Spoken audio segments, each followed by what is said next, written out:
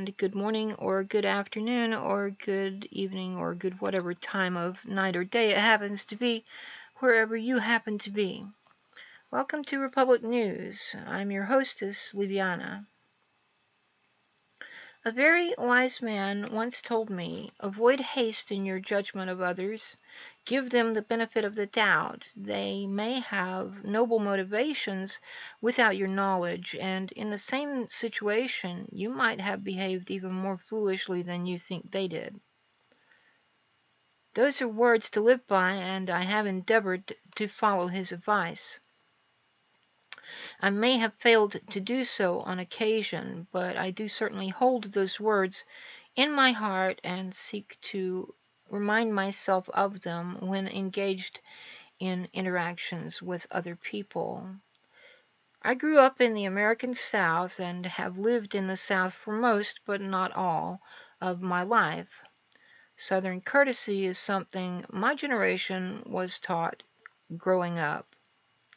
Perhaps unusually for my extended family, to my knowledge, none of us as children were ever expected to say sir or ma'am to any relative, no matter how venerable with age. But apart from that peculiarity and the general overlooking of our use of so-called vulgar words once most of us had reached our teens, we were taught manners. One of the things we were taught was that if we had a personal issue with someone, we should keep it private between that person and ourselves, especially if making it public would come with some expense to that other person. This was held to be even more important within families, and in this familial context was often expressed by an old saying about avoiding the airing of dirty laundry.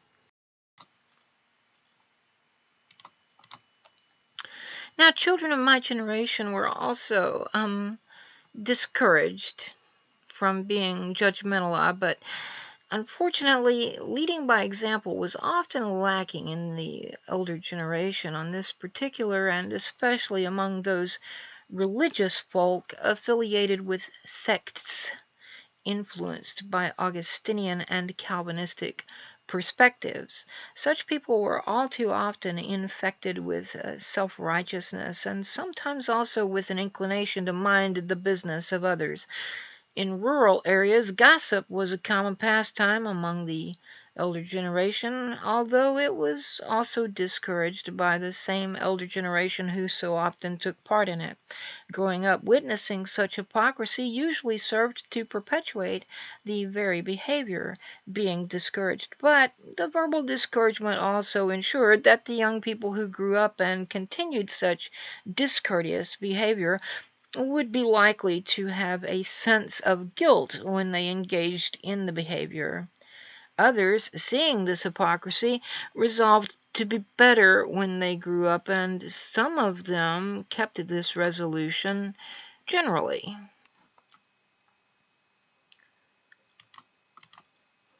At any rate, in order to judge a person in this manner, assumptions are required, and assumptions are dangerous things. Assuming that you know what another person's intentions or motivations are, what their attitude is, what thoughts are in their minds, what feelings are in their hearts, what virtues or vices are in their souls.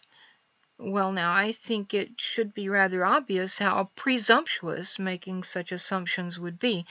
Sometimes people even assume someone else's mood based solely on the appearance of their face. Now, I will come back to this word appearance in a bit, but let me continue for now with this. Some girls do not go around with a smile on their faces all the time, but that does not mean that we are sad or angry. Telling us to smile is rather presumptuous too, and if the girl in question be particularly independent, she might reply with some not very ladylike language, and such would be entirely justified. A person trained to be an academic, especially in the liberal arts, might be verbose and pedantic. One trained in the vocation of philosophy might elaborate on his or her meaning in even greater detail. Some interacting with such a person might assume that the academic or the academic philosopher is being condescending, yet such an assumption requires one to be unaware of the fact that an academic philosopher is taught to define terms and seek to prevent misunderstandings exactly by going into great detail without assuming that the person to whom they are speaking knows anything at all about the matter which the philosopher is expounding.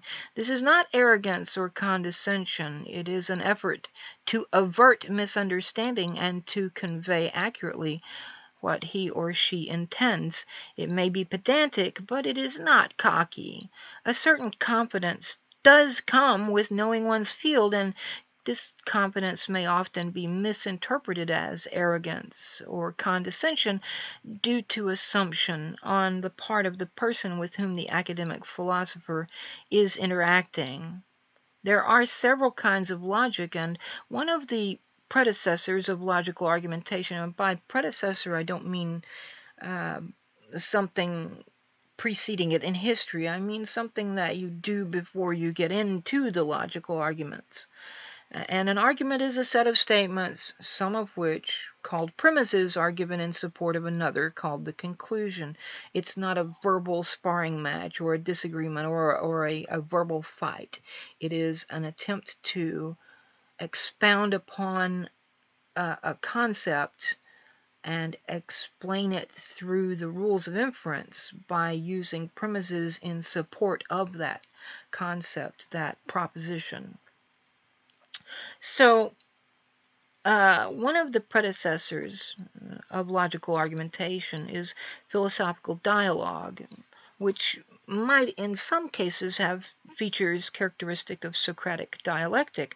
One of the goals of the Socratic elenchas is the seeking of and the encouragement toward meaning and understanding, and by the same token the attempt to avoid misunderstanding.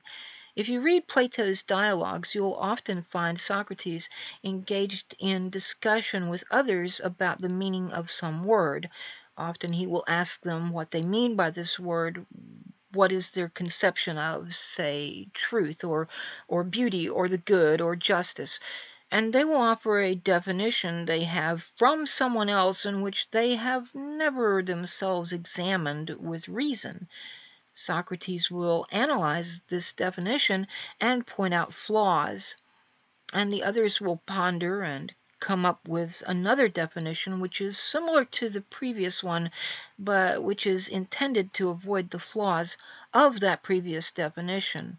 And so the process continues. Ideally, this ends in greater understanding not only of the meaning of the word, but also of the abstract concept which is represented by that word.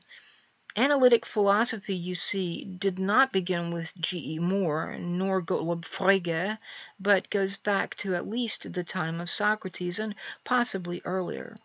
Analytic philosophy is sometimes described as the philosophy of linguistic analysis. An analytic philosopher might well regard an attempt to dismiss something as mere semantics as supremely anti-rational and anti-philosophical.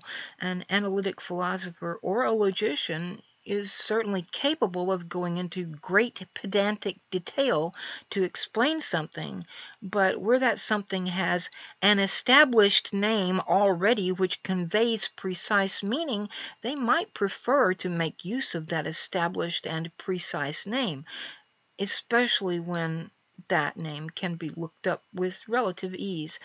Precision is not always possible when accuracy is sought, however, and both things are important to logicians and analytic philosophers.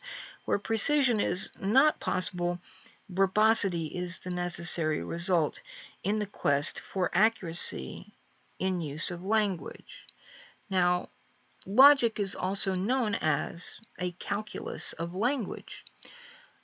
It uses very similar methods to those found in mathematics, but it deals with language, words, with language, whereas mathematics deals with number and shape and form and so forth. So while they are similar, they are two very different things. But logic and mathematics, or I should say, to be more precise, deductive logic and mathematics are the only two pure sciences.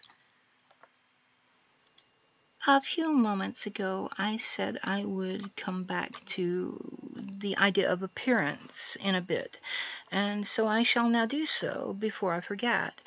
Many people have at least heard of a work by Niccolo Machiavelli known as Il Principe, or The Prince.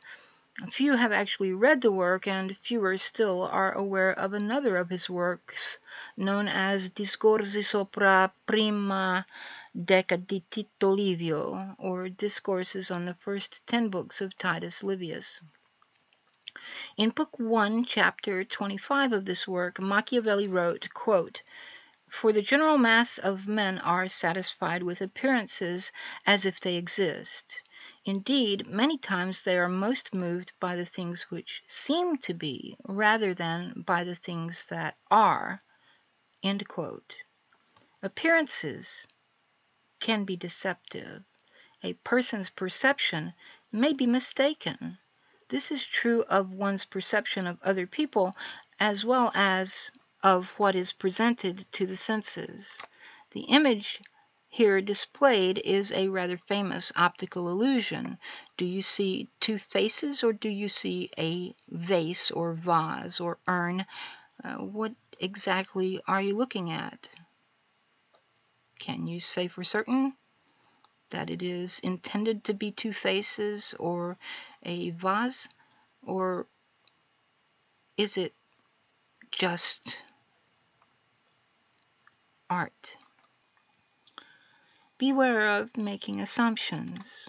Doing so can be dangerous. If you enjoyed this video, please hit the like button and subscribe, and click the bell icon next to the subscribe button to be notified of all new content. Please also consider sharing the video on your social media. I have a Discord server for my subscribers which is called Lives, Livestreams, and Vids, and you may find the link in the video description if you'd like to join. If you like what I do here on YouTube and or at the Progressive Flame, please consider becoming my patron through Patreon. The link for my Patreon is also in the video description. Until next time, have fun, but stay safe. For Republic News, this is Liviana signing off.